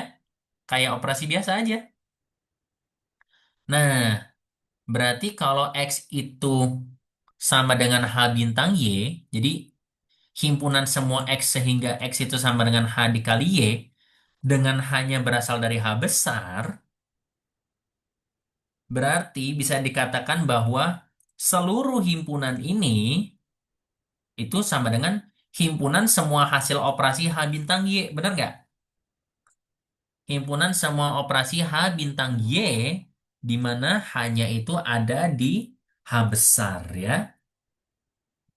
Jadi kalau saya ringkas, isinya kelas Y itu adalah semua hasil operasi ini berarti kan Y kelas Y itu isinya H bintang Y dengan H itu elemen dari H gitu kan ya. Atau kalau dituliskan lebih sederhana lagi, kalian bisa tulis sebagai himpunan H dibintang dengan Y gitu ya. Nah, oleh karena itu semua kelas Y di G itu ya, itu bentuknya adalah H bintang Y dengan Y-nya itu ada di G. Oke? Kayaknya kalau saya nulis pakai simbol gini kalian belum ngerti ya. Ya udah nggak apa-apa. Kalau belum ngerti kalian terima-terima dulu aja. Tapi saya mau bandingkan sama isi buku ya. Kalau di buku dia langsung nulisnya kayak gini nih. Kalau di buku dia langsung nulisnya H besar B ya. Kayak gitu. Sama aja ya. Cuma dia nulisnya nggak pakai bintang ya. Dia langsung ditempel dikali kayak gitu. Ini sama aja dengan himpunan H dibintang dengan B. Tapi secara notasinya sama kan? H kali B atau H bintang B dengan H-nya itu berasal dari H besar ya. Gitu. Nah, himpunan HB itu namanya koset kanan ya. Gitu. Jadi kalau di buku saya, di modul saya, berarti himpunan H bintang Y itu namanya koset kanan ya dari H di G. Ya. Sementara kalau dari sisi kiri itu juga kalian bisa pakai cara yang sama ya. Kalau kalian manfaatkan elemen inverse dan kesimetrisan relasi ekivalen. Kan tadi kan A bintang B inverse kan ada di H ya. Nah, kalau kalian pakai manipulasi, pakai elemen inverse, ini juga berakibat A inverse bintang B itu ada di H ya. Nah, kalau A inverse bintang B itu kalian utak-atik dengan cara yang sama, itu nanti kalian akan dapat himpunan yang mirip ya, yaitu Y bintang H ya. Y bintang himpunan H. Isinya semua hasil Y bintang H dengan H-nya itu ada di H besar. Ini namanya koset kiri dari H di G ya. Ini saya udah banyak ngomong istilah umum, maaf ya kalau bikin kalian pusing ya. Setelah kita lihat contohnya nanti akan lebih mudah.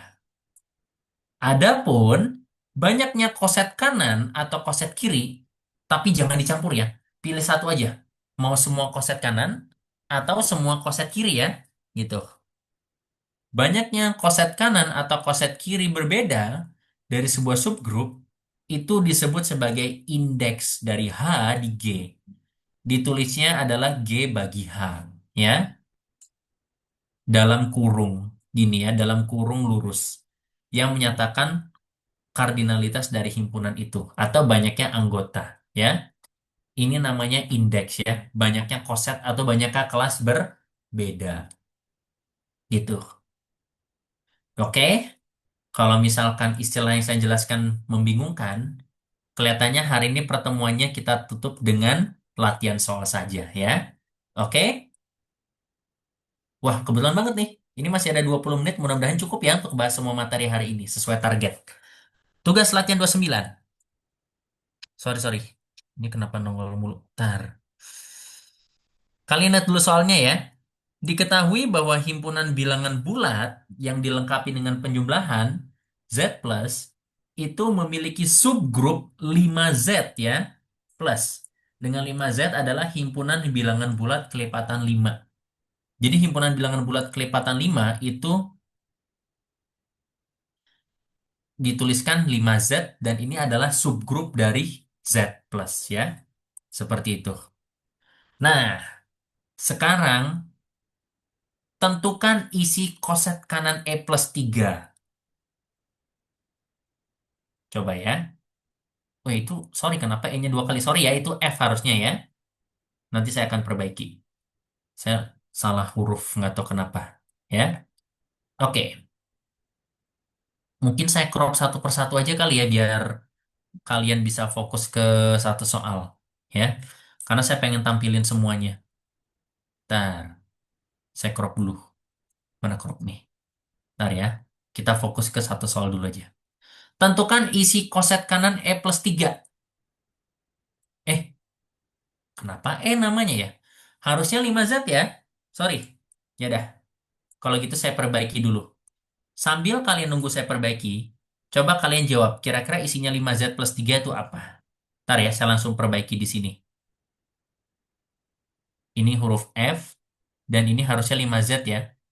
Tadinya saya pakai E karena himpunannya bilangan genap. Tapi saya sadar kalau himpunan bilangan genap itu kurang seru, makanya saya ganti 5Z. Nah, mungkin kalau kayak gini lebih dipahami ya. Oke, nah ini saya crop dulu. Silahkan kalian jawab. Saya save as dulu. Mm-mm. Nanti bisa dibuka lagi. Oke, sekarang silakan sambil kalian kerjakan dulu. Ntar. Aduh, loading ya, bikin itu ya. Save. Nah, sekarang silahkan kita kerjakan. Oke, nih ya, saya ulangi ya. Diketahui bahwa himpunan bilangan bulat yang dilengkapi dengan penjumlahan, himpunan ini, Z plus itu memiliki subgrup 5Z plus ya. Berarti kira-kira kalau isi koset kanan 5Z tambah 3 berarti apa isinya?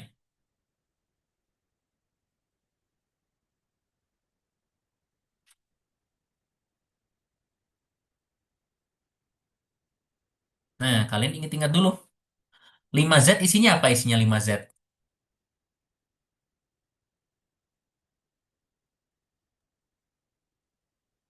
Ayo, himpunan 5Z isinya apa himpunan 5Z? 0, 0, 5, 0, 5, 10, 10, 0, min 5, 5, 10, dan min seterusnya kan ya. 10, Coba mundur. min 5, min 10. Min 5, min 10, dan seterusnya ya. Oke. Nah, sekarang kira-kira kalau 5Z tambah 3 isinya apa? 3, 8, 11, Pak. 3, 8, 11 gitu? 11 gitu? 3, 8, 3, 13. Iya, 3, 8, 13 ya. Kayak gitu. Kalau belakangnya gimana? Min 2, Min 5 jadi berapa min 5? min 2, Min 2 ya. Min 2 terus sama berapa lagi belakangnya? Min 7, Pak. Min 7. Nah, kalau mau gampang gitu aja kan. Himpunan 5Z tambah 3 itu berarti himpunan bilangan kelipatan 5, tapi kalian tambahin 3 kan? Betul? Nah, sekarang saya mau coba bahas ini dari sudut pandang definisi tadi ya. Definisi dari definisi dari koset. Berarti kalau 5Z tambah 3 itu berarti himpunan semua elemen N atau misalkan Z kecil tambah 3. Bentar, saya pilih opsi himpunannya yang benar dulu ya. Berarti himpunan semua bilangan Z tambah 3, di mana Z-nya itu ada di himpunan 5Z ya kan ya? Gitu. Nah, tapi kan kalau bilangan kelipatan 5 itu bisa dituliskan sebagai 5N, betul nggak? Ya kan? Ya, Pak. Berarti himpunan semua bilangan dalam bentuk 5N tambah 3, di mana 5N itu ada di 5Z kan? Kalau saya sederhanakan lagi, berarti 5N tambah 3 di mana N-nya tuh bilangan bulat kan? Seperti itu? Kalau mau lebih gampang lagi, ini berarti sama dengan himpunan yang sudah kalian tulis tadi, min 10, min 5, 0, 5, 10, kalian tambah dengan 3 kan? Min 10 tambah 3, min 5 tambah 3, 0 tambah 3, 5 tambah 3, 10 tambah 3 kan? Hasilnya jadi himpunan ini, benar nggak? Tuh, min 7, min 2, min 3, 8, min 7, min 2, 3, 8, 13. Betul? Gitu ya? Oke? Ntar, ini mau saya rapikan dulu. Nah, biar lebih enak. Kayak gini ya gambarannya ya. Ini isi dari 5Z ditambah 3 ya. Gitu. Nah, sekarang berikutnya. Tentukan isi dari, mana format? Tentukan isi dari 4 ditambah 5Z. Isi koset kiri 5 tambah 4Z. 4 tambah 5Z. Berarti kalau 4 tambah 5Z isinya apa berarti?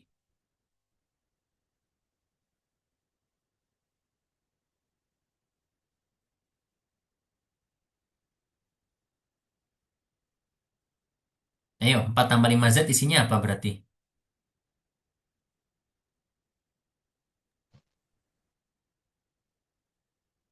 Kayaknya ada yang mau ngomong tapi kurang kedengeran ya. Apa isinya 4 tambah 5Z? 5N tambah 4. Betul. Ah, jangan dibalik urutannya ya. Kan ada koset kanan sama koset kiri. Hati-hati loh. Koset kanan sama koset kiri belum tentu sama kalau operasinya tidak komutatif ya.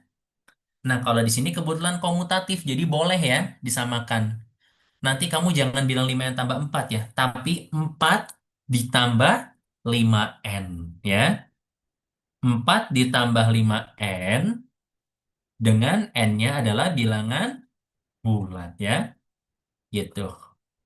N-nya adalah bilangan bulat. Berarti isinya apa berarti?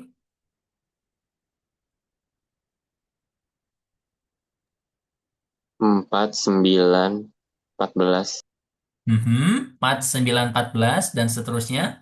Mundur, -1, -6. minus 6, minus 1, 4, 9, 14 ya. Seperti itu. Oke? Kalau mau diperjelas lagi pakai konsep tadi, kan tadi kan 5Z-nya kan kayak gini ya. Min 10, min 5, 0, 5, 10 kan ya. Nah, kalau kalian tambah 4 dari kiri, ya udah berarti itu 4 dikurang 10. 4 dikurang 5. Jangan kurang ya. 4 ditambah negatif 10. 4 ditambah negatif 5. 4 tambah 0. 4 tambah 5. 4 tambah 10. Jadinya minus 6, minus 1, 4, 9, 14. Masuk akal nggak? Masuk akal kan? Ya, gitu ya. Nah, kalau gitu sekarang kita ke pertanyaan yang berikutnya. Yang C. Yang C itu saya tadi minta contoh koset yang sama. Berikan dua contoh koset kanan yang sisinya sama dengan 5Z tambah 3. Kira-kira yang sama dengan 5Z tambah 3 siapa aja berarti?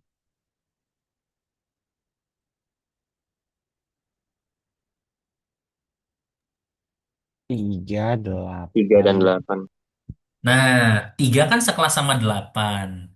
Berarti kalau misalkan saya punya 5Z tambah 8, nanti isinya sama dengan apa berarti? 5Z tambah 8 berarti ini tambah 8 kan? Ini berarti min 10 tambah 8, lalu min 5 tambah 8, 0 tambah 8, 5 tambah 8, 10 tambah 8 kan? Berapa? Tapi ini kan nanti geser Pak, isinya jadi berapa nanti?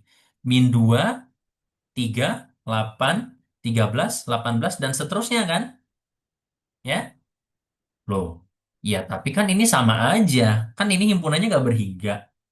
Ya kalau kalian geser lagi ke kiri satu sama aja kan? Min 7, min 2, 3, 8, 13 kan? Ini masih sama dengan 5Z tambah 3 kan? Betul ya? Kok bisa sama? Karena 3 sama 8 sekelas kan ya? Gitu. Berarti selain 5Z tambah 8, berarti contoh lainnya siapa? Berarti contoh lain? 5Z min 2, Pak. Boleh 5Z min 2. Kalian mau 5Z tambah 13, 5Z tambah 18, 5Z tambah 103 juga silakan ya. Ini hasilnya sama saja.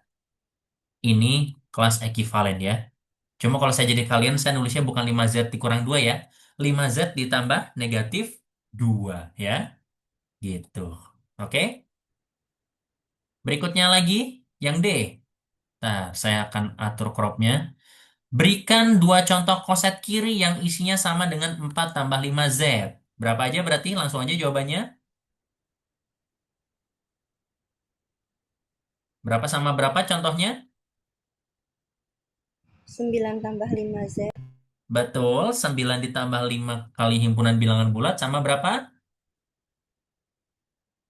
14 ditambah 5Z. Boleh, ya 14. Cuma saya tantang. Kalau pakai yang negatif berarti gimana? Berapa? Min 1 tambah 5Z. Iya, min 1 tambah 5Z ya. Betul kok, 14 tambah 5Z memang benar, tapi saya mau coba jawaban yang negatif ya. Oke, itu yang D. Sekarang yang E. Berikan dua contoh koset yang isinya tidak sama dengan 5Z ditambah 3 ataupun 4 ditambah 5Z.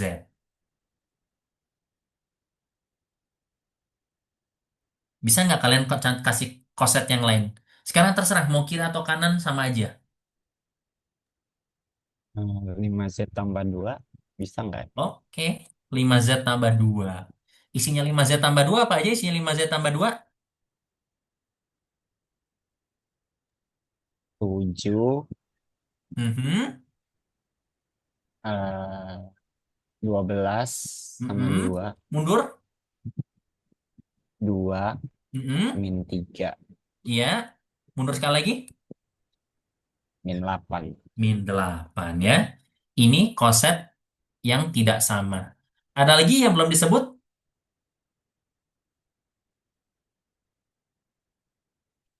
Kan tadi kan ada 4 tambah 5Z nih ya. Ada 5Z tambah 3. Siapa lagi yang belum? 5Z tambah 2 sudah. Saya tanya, kalau 5Z sendiri ini koset bukan kira-kira?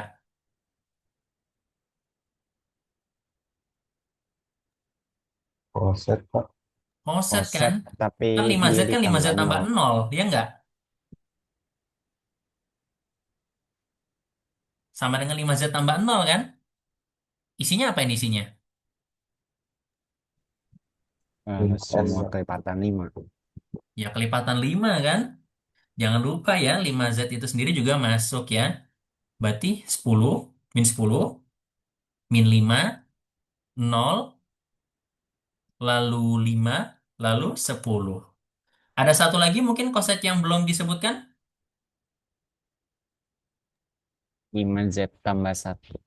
5Z tambah 1. Isinya apa 5Z tambah 1? 1, Mhm. 6, Ya, 11. Mundur dari 1, min 4 min 4, sama min 9. min 9 ya. Oke. Oke, yang E sudah cukup. Berarti satu lagi nih. Oh, udah 11.37 ya. Padahal saya harus nunjukin sesuatu. Nah, pertanyaan terakhir untuk yang contoh ini. Berapakah indeks dari 5Z di Z? Apa tadi artinya indeks? Banyaknya koset berbeda ya.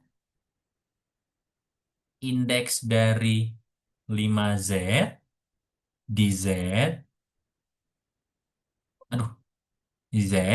Yaitu banyaknya koset kanan atau kiri ya. Kanan atau kiri yang berbeda di Z. Berapa berarti kosetnya yang berbeda? Ayo, ada berapa koset tadi yang kalian temukan? Yang pertama kan tadi 5Z tambah 3 ya, ini ya. Ini satu. Lalu tadi ada 4 tambah 5Z atau 5Z tambah 4. Lalu ada 5Z tambah 2, 5Z tambah 0, sama 5Z tambah 1 kan? Berarti ada berapa kosetnya? 5, Pak. 6. Adalah 5 ya. Nah, berarti kalian tulisnya oleh karena itu berarti Z titik 25Z ya itu sama dengan 5 ya. Jadi indeksnya tuh 5 gitu. Lalu teorema Lagrange sendiri ngomongnya gimana teorema Lagrange? Teorema Lagrange mengatakan bahwa harusnya ini dibahas tapi belum sempat ya.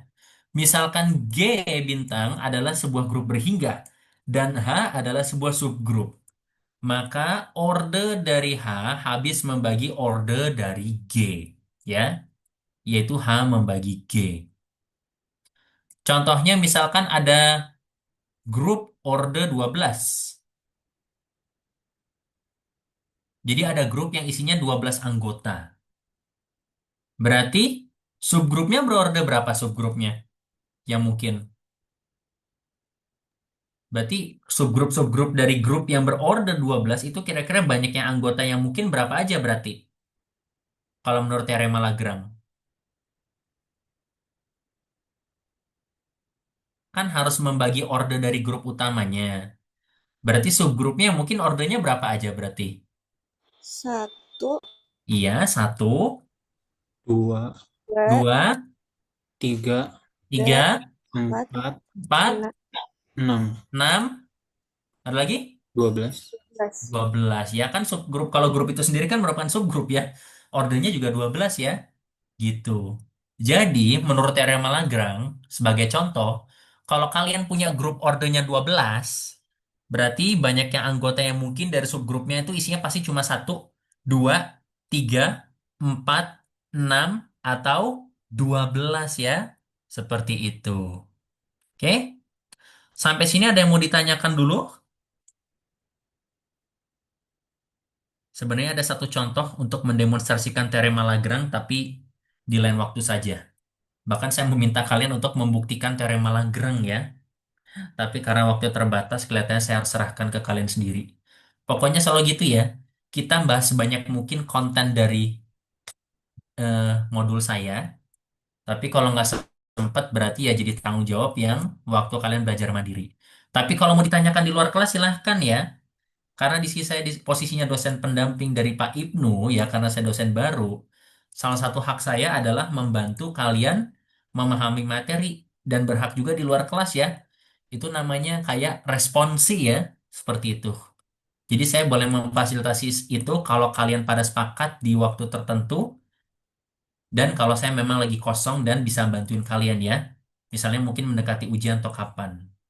Ya, kalau mau responsi silahkan. Kalau kalian butuh waktu untuk memahami materi dengan saya, itu dipersilahkan ya.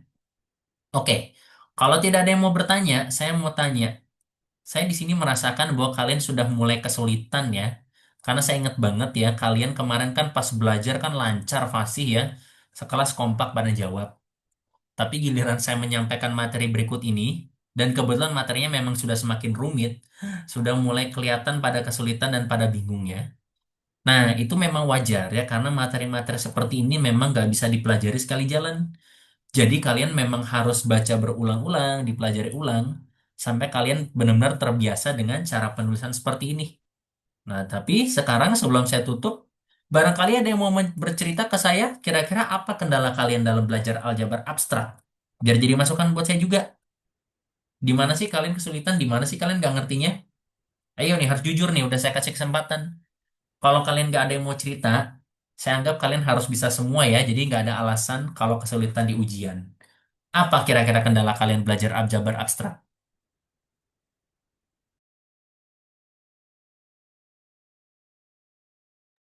Mungkin masih Nah, ngestak terus buat pembuktian sih. kesulitan di pembuktian ya. Nah, itu kendala yang banyak dihadapi oleh mahasiswa matematika ya. Kesulitan membuktikan pernyataan matematika ya. Oke sih, wajar. Nah, tapi kan kalau udah tingkat 3 ya, jadi saya pikir kalian sudah sering ini ya, terbiasa menghadapi soal-soal pembuktian ya. Jadi ya harusnya kalian bisa perlancar itu sendiri, tapi kalau memang saya lihat mahasiswa UNJ pada kesulitan membuktikan pernyataan, ya udah, mungkin kapan-kapan saya bisa bagikan tips ya untuk membuktikan pernyataan dengan lancar ya dalam bentuk macam-macam. Nah, tapi saya kasih tip aja, Yusuf ya. Kalau kamu kesulitan membuktikan pernyataan matematika, itu berarti kalian harus, bukan kesulitan ya. Kalau di aljabar secara umum, untuk membuktikan pernyataan matematika, itu kalian harus stick ke definisi sama teorema ya. Kayak tadi kan, membuktikan relasi ekuivalen, selalu buktikan dulu simetris, refleksif, simetris, dan transitif ya.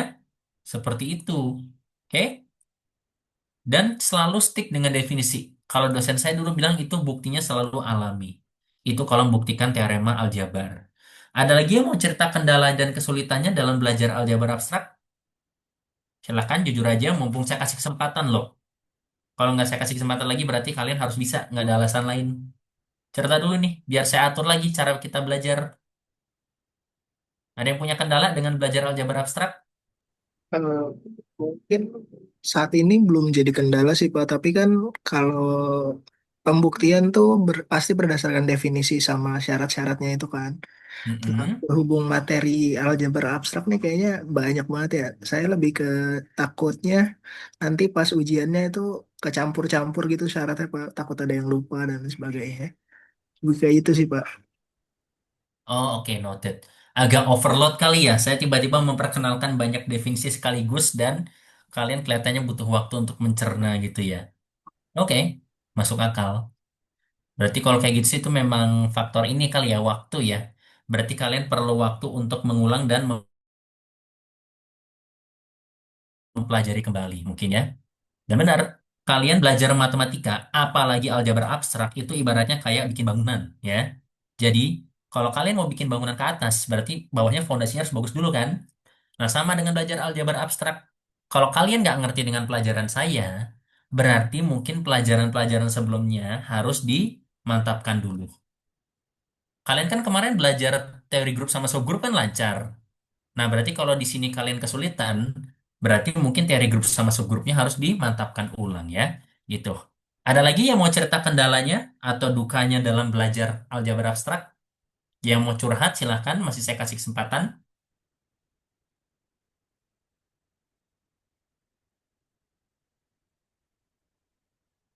Oke, kalau nggak ada yang mau curhat lagi, berarti saya cukupkan sampai sini ya. Terima kasih banyak sudah menghadiri kelas ini. Semoga pelajaran pada hari ini bermanfaat dan mudah-mudahan kalian bisa lebih lancar menguasai aljabar abstrak. Saran saya, kalian baca-baca ulang modul saya. Kalau mau bertanya kepada saya, silahkan ya. Kalau saya ada waktu, saya bisa bantu jawab. Kalau bisa, nanyanya di grup aja ya kalau ada soal yang nggak ngerti, supaya satu kelas langsung lihat, saya bisa bahas bareng di depan kalian semua ya. Sebaiknya tidak di chat personal ya, gitu. Oke, sekian saya akhiri. Wassalamualaikum warahmatullahi wabarakatuh. Waalaikumsalam Waalaikumsalam Waalaikumsalam warahmatullahi warahmatullahi wabarakatuh. Makasih wabarakatuh. banyak, Terima kasih Pak. udah saya ambil Makasih hari ini banyak ya. Makasih, Pak. Bang. Ya, sama-sama semuanya. Pak.